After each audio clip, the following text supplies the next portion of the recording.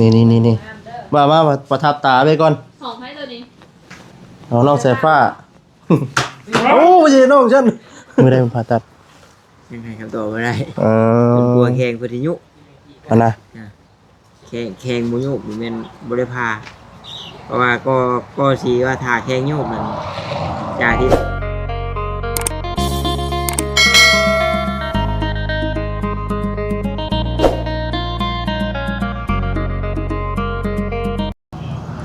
น้องรถขึ้นมาแล้วพี่น้องเอ๋ยเนาะอันนี้มันมืดบนจิโตกบอหรือว่าสีหนาวพี่น้องเอ๋ยเนาะสบายดีเด้อพี่น้องเด้อเนาะครับสบายดีพี่น้องFCเพื่อนสุขคนพี่น้องเนาะ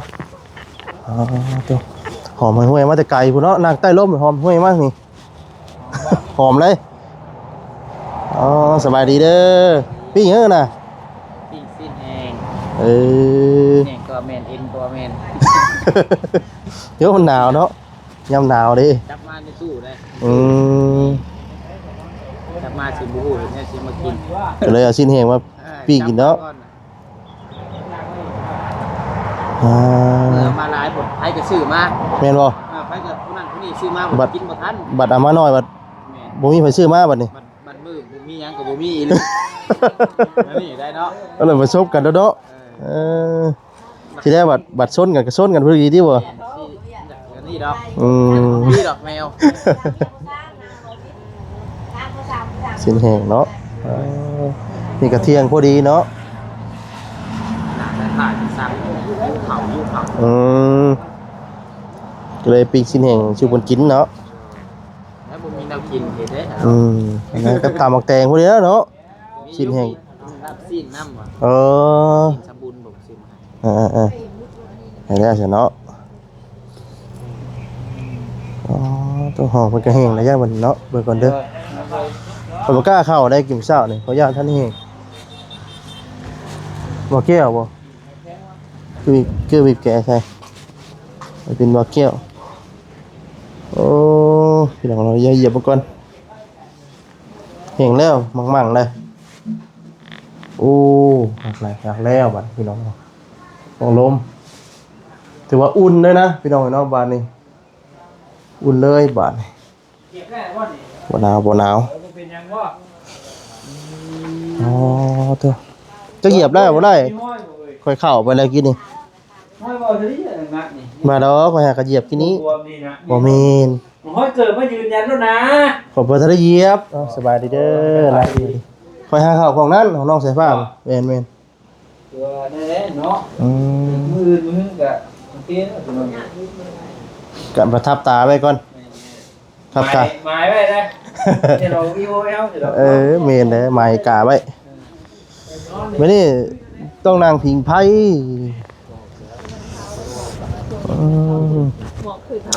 สบายดีมาดีเด้งบ่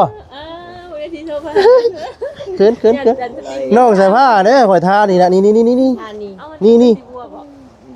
ข่อยท่ารถข่อยลองเบิ่งได้คืออันดิบเคี้ยวข่อยว่าจักประทาเป็นสีบัวนะลองเบิ่งนะว่าเอ้าข่อยว่าสิเป็นสีเขียวเป็นสีเขียวพอดีมันจะเป็นสีชาดูอย่างนี้เลยก็ห่างเลี้ยมันบ่เลี้ยมันบ่เป็นสีใดว่าท่านแล้วโอ้ยเอาท่าบ่เห็นสิเป็นสีของเฮา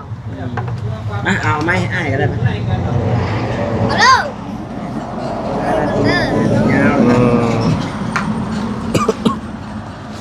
น้องสายฟ้าหิวข้าวแล้วว่าตาจะโซขี้มืออีกว่ามื้อนี้แม่ว่าตาเจ้าไหนตำแม่โอ้ข่อยเอาคุณละเมียข่อยมาอยู่นั่นน่ะบ่ได้กินสิมือว่าตาแล้วมื้อนี้เนาะเอารถใดเอารถว่าตามันนั่นสูตรรถดีมื้อน่ะมาเถอะเนาะยืนเป็นมือกล้องเพิ่นตอนนี้น้องเอ้ยอุ่นแล้วมันยังไงร้อนแล้วมันยังไปเทื่อมันบักหลานี่มันมีห้อยอยู่น่ะเหยียบนี่เป็นห้อยเลยเหยียบโอ้ยเจ้าเนาะเห็นว่าบ่แม่นห้องเพิ่นกะเฮ้ยบ่าวเข้าไปเหยียบไว้แล้วโอ้จุนี่มาประทับตาไว้ก่อนของให้ตัวนี้น้องสายฟ้าโอ้ยน้องฉันเด็กฉันกลัวมันคือบ่พระเจ้าเด็กฉันน้องเนาะหาพระเห็ด สูบนี่นี่ เจ้าไปเถอะเมื่อเจ้าบ่ บ่ได้ กักแน่ บ่แม่น แต่เช่นนั้นสิมาอยู่ห้องเจ้าใช่ อื บ่แม่น ม ของเฮา ห้องใครใช่ ก็นี่แหละ ดูกระจก เวลาเจ้า บ่ห้องเฮาตัวห้องเฮานี่แหละ เปิดไว้ให้ลม มือเด้อ บ่ได้มีอันนั้นบ่บ่มีตัวล็อกบ่ยังบ่มี ว่า เนาะ มันตีนหาเด้อ นั่น ยังมีตัวล็อกเนาะบ่ได้ล็อกไว้เอิ้นหยังก็ ขาจ้างบ่ ขาจังแล้วก็ไว้นะกันลมพัดมานะ เป็นยังทำใจให้เนาะ แม่น เนาะมาลูกมาไล่ใกล้ต่ำกว่ามือ ขึ้นไปยาว ขึ้นยังไง ลงมาข้างหน้าลงมา ขึ้นมาหรอก โอ้ยเห็นบ่เวียนล็อกได้ดอกเอ้า เราเวียดหลอกให้เราบอก บ่คักเช่นห้าง อยากลอกเอง คนอัน โอ้ยเห็นเนาะ ทำไมลิงหน่อยฮะเนี่ยลิงหน่อยกับมาหน่อยถ้าใครมากระเล่นน้ำฝนเขาเห็นแต่มา เบิ่งว่าสิลอกให้นี่ อืม ใส่หัวเด็ก ล็อกนี่ล็อกข้างเดียวก็พอแล้วนี่ บ่ได้ อาจจะล็อกบ่จะดึงให้นี่ น้องเจ้าผ้า ยัง ว่าเห็นกินมะขามแล้วมาเลยเลยนะใช่ว่ามาเธอไหนเจียมะขามไปไหน เอ้าเฮาบอก ไอ้ตัวนี้บ่ลงเนาะ เจ้า พี่น้อง บ่ เนาะ โทรบอกเฮา ลงเลย เอาไปไหน สุดแล้วบ่เนาะ แล้วก็มาเจ้ากระเป๋า เออ เจ้าบ่ ไปละ เจ้าเจ้าเราไปถามเนาะ แต่ถ้าบ่าวเจ้าไปใช้บ่าวนั่นน่ะการแล้วจ้ะ อ้าวไปหาดูวันนี้อ้าวหวานเลยวันนี้ หาแล้ว ยังยังมัน เอา โทรไปกันแล้วเอาใจวางเลย เอาลูก ยังมัน เอาบ่ เบาหายบ่ กูอีพังไรยังหูว่าใจวางไปใส่ไป ยังมัน อย่าบ้านไป เรียบร้อยไป เรียบร้อยเฮ้ ไม่ ย ได้เสียตามหมูแดงมีสิโลกไหน ใครเป็นผู้ทำนะตรงนี้บ่ลมอยากกินข้าวเลย ว่าตาว่าใช่ภรรยาตำสู้กินบ่นี่มื้อนี้เพิ่น ทราบเปล่าเซตหรอ แม่นเรียกอะไรบ่ จังหวะ เอาใส่ครับก็ อ๋อ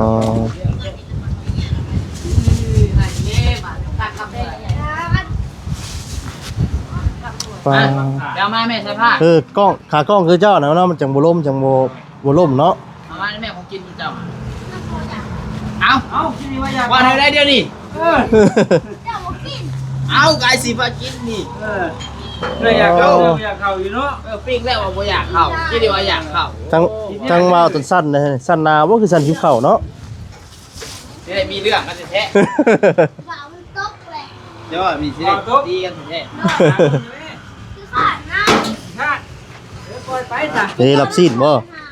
บ่แล้วเว้ย อื ำโอ้ ม ยอยากน้าเขาอยู่กับเจ้าเนาะเขาอยู่ไปตรงไหนกับ ว้าวบาดนี้ แรกว่ามันขาดมันก็ขาด อืม ว้าวเสียงมัน เนี่ยสิกินชิ้นแห้งบ่ มีอันนั้นมาตามเชียงครับได้เนาะ มีหลักสิอยู่มาเจ้าบ่กินบ่ แม่นี่ คนละค คนละครับ กินนะกินหอยข้าวย่างกินหนังข้าวเบิดด้วยเนาะนอนสภาพกินข้าวเอ้า เลี้ยงน่ะ ำแมวคอฮักโดนขึ้นมาไอ้คนได้หนังนี่ เอ้ยเนาะ มา เราแต่ผ้า อ่าจ้ะ ดืดดืด มาตามเทวตาพอดีเนาะ โดย อ๋อเป็นได้น้องเตคะแนนละโบ ว่าเมื่อคืนนี่ก็ไปเพิ่นไปหาเพิ่นอยู่เมื่อคืนนี่ว่าใครคือว่าใครอยู่น้ำยาน่ะ ผ่าตัดละโบ ยัง มือได้มันผ่าตัด ยังไงคำตอบไม่ได้ เอ เป็น อ บัวแข่งพุทธิยุ อันนะ แข่งบุยุมันเป็นบริพาเพราะว่าก็สีว่าทาแข่งยุบมันจากที่ถามน้องเตนั่นถ้าว่าแข่งบุยุบแล้วเขาพากับเพิ่นว่ามันยิบยาก อืมก็ได้ถ่ายแข่งยุบก่อน แม่นปล่อยว่าป้านับมือให้เขาขี่ไข่ใหญ่ขึ้นแท้ เพราะว่ามันอักเสบเนาะ โอ้ทางในมันรับเฉบนี่เลือดเนาะเลือดเขามันตกข้างอยู่ใน แม่ เนาะ นบ่ มันหักมันแตกปล่อยว่ามีแต่มันสิบวมนั่นมันก็ได้ตัดขาอยู่นั่นแล้ว มันอักเสบดิอักเสบอยู่ในเนาะ เ แดงให้เพิ่นเลย เงินคำกับแก้วก็สิเบิดนั่นแหละเนาะ แม่น เนาะ เนาะ มื้อละ2-3 แสนบ่รู้ได้ แม่น เพิ่นให้ไปยืนยาแต่ละเทื่อให้ Ừ. บ่รู้ได้ นั่นได้แล้วบ่ จังได๋เนาะอันว่าถ้าใช้เราสิเอาตัวขากล้อง ยากตัวนี้แหละกับ เออ ครูกับเฮาบ่มีผู้ใหญ่แบบว่าแนะนำนู่นนี่นั่นเฮาบ่มีผู้ว่าเต้นแล่นให้เพิ่นก็บ่จักกดเฮ็ดกันเลยเพราะว่ามันต้องมีพี่น้องพัวพันแน่เลยเนาะ อืม แบบนั้นแบบนี้ทีนะเอานอนอยู่ถ่ายเพิ่นมานี่โอ้ย โดย ถึงง่ายอยู่ กินข้าว เอ ผม อ กินข้าวผม คือว่าแหละเนาะเพิ่นก็ญาติพี่น้องเนาะเอาจังได๋ก็ให้เพิ่นหายไวพี่น้องเอ้ยเนาะทั้งน้องแต่ จ่ายในบริเวณบ่ เวแต่มื้อนั้นแล้วยังบ่ได้เวเลย บริเวณเลย แม่ ใส่ก้อนเลยบัดนี้ เอ้า ไปไหน เอาแล้วบ่ ไปไหน จักสิไปให้ไงจักสิไปต้มไง แต่คนเนาะ แม่น แต่ละคนแต่ละมื้อนี่ชิวหายนะทางไปนี่ จะขี่ไปทางใด วันนี้เจ้าจักว่าข่อยไปใช่ ได้ไส เชิญไปหาคุณกบนะว่าจิตผม อะไรวะมันอยู่บ่ ได้ตัวนึง บ่ค่อยมีได้กบกะมันส่วนหลายมีแต่กระปู รอถ่ายเงิน YouTube หมอมันก็ออกโดน ช่วงอันข่อยก็รุ่นคือกันรุ่นว่าออกบ่เนาะไล่บ่เนาะ เลย เพราะว่าเรื่องกี่ดีมันฮอด100เป๊ะแล้วนะก็ยันมันยันบ่ฮักนะ ได้อยู่บ่ ได้อยู่ กันใจหุ่มๆอยู่โอ้ได้กดอยู่บ่เนาะ พี่น้องเนาะ2เดือน3เดือนได้กดเทื่อนึงบัดเทื่อละ100ปลาย แม่น มันเงินไปเบิดกว่าหั่น แม่นมันคือกับ10กว่าล้านพุ่นเนาะมันคือ เบิดอลีได้พี่น้องเนาะจังว่าโอ้ยว่าจะได้โอ้ล่างเลยดูถ่ายกินข้าวกันครับเนาะ บัดเพื่อนนั่นได้ถ่ายเอ้ยนั่นดิเป็นทางลูกหาลูกผีเพิ่นน่ะ ตอนนี้ก็เพิ่นกำลังเข้าฟ้าส่วนเข้าฟ้ายังดำเนินการอยู่เมื่อวานนี้สร้างเพิ่นตอนช่วงเช้านี่เพราะว่าตอนบ่ายเพิ่นไปทรงสการบ่สองศพผู้วันก็เลย แล้วเนาะ แม่นก็เลยต้องได้โจะซะก่อนมื้อนี้น่าเพิ่นสิน่าสิเฮ็ดอยู่มื้อนี้แต่พุ่นแหละเพิ่นเข้าฟ้าแล้วเฮาจังสิได้ไปอัปเดตเทื่อนึง เทียบไปอัปเดตเอาแล้วมันไกลเนาะ แม่ เที่ยวกูมือลายก็โอ้พี่น้องเอ้ยจะว่าเพิ่นขาด เพราะว่ามันก็บ่มีหยังแล้วนะเพราะว่าอุปกรณ์เฮาก็สั่งไว้เบิดเลย แต่ว่าเพิ่นขาดนั่นขาดนี่ยังว่าเนาะ แม่น เรียนแถวใกล้ก่อน เมื่อวานนี้ก็ขาดเป็นลมวันนี้ก็เลยแล่นไปเพิ่นเป็นหนึงบ่พอ น้องไม่เป็นน้องลำของลำคาญได้น้องลำคาญสุดใจนะ รำคาญสุดใจผมอยากให้ท่านได้ไปบ่ ยังไม่ค่อยมันบ่ยักก่อนนะ อืม เนาะ ดีใกล้บ้านนกกึมนี่เด้ แปลว่าคือว่าเปลี่ยนชื่อใหม่แล้วเนาะ บ้าน ลำคาญสุดใจ ใส่สื่อให้เราลองรำคาญดิ อันนี้เมย์ตั้งให้ว่าซั่นเมย์ตั้งให้สองชื่อชื่อน้องลำคาญกับน้องอันสุดใจ สุดใจเนาะ แม่นสองชื่อ สุดใจซะ แม่น น้องลำคาญหัวมันโดดได้แบบใด อย่างคือสิรำคาญแท้ว่าติว่า ลำคาญ เออไปหน่อยเนาะ ฉันเนาะ ไปเนาะมีแต่สิไปแล้ววันนี้เนาะแม่น เดินทางปลอดภัยนั่น โดย นี่กับ เอา มานี่แหละกะโดยเอาสบาย สบายดี ดี เด้อ มานี่แหละกะสิครับลูกไปแล้วก็สิเวะเยี่ยมนุ่งเตะเพิ่นนั่น อ๋อโดยป้าเนาะ โดย โอ้ป้าเจ้าพี่น้องเอ้ยป้าเวียดป้าไปกันเด้อโดยเวียดไปงานทั้งแม่ก่อน นี่เราเป็นกระเทย ฮะ ปากแดงบ่โอ้ยป้าเวียดเด้อ โดย น้องบ่ได้เจอกันหลายมื้อรอขึ้นเนาะ รอป่ะ นี่ก็เดินออกได้ตรงย่องเด้ได้ตรงอยู่บ่ บ่อยากให้เว้าพื้นมันแล้ว อันน่ะเอากูขออยากถอยแล้วกับจกยามาดิ โอเค ตรงย้อนยางไปตรงย้อนยางได้ โอ้ยเนาะสิเดะมันอากาศหนาวดิ มันอากาศหนาวแบบประหยัดเก่าคืน คืนเลยเนาะคืนเลยคือว่าเนี่ยมันเศร้ายากเนาะ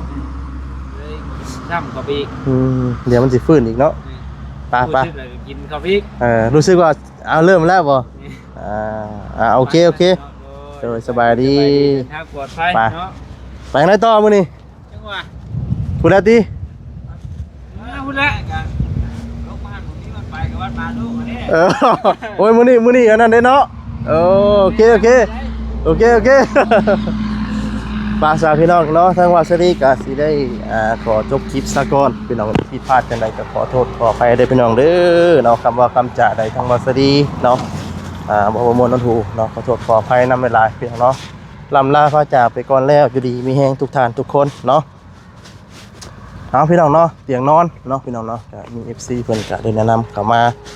เรื่องเตียงนอนของทางน้องน้องน้องบุตวีน้องสายผ้าพี่น้องเนาะแต่ว่าได้เตียงนอนเนาะก็คนละเตียงเนาะก็ยังดีว่าพี่น้องเอาถ้าว่าท่านใดเนาะอยากสุดซอยเนาะซื้อเตียงนอนให้ทางน้องเพิ่นเนาะทางวัดสดีก็ยินดีเป็นสะพานบุญให้เด้อเนาะพี่น้อง FC ว่าทางผู้ใหญ่ผู้ใหญ่ใจะดีเบิดทุกท่านทุกคนเนาะแต่ว่าเช่าทางไหนก็ได้เนาะยินดีเบิดทุกท่านพี่น้องเนาะลำลาไปก่อนเนาะสำบายดีพี่น้องเด้อเนาะสำบายดีพี่น้องเอ้ย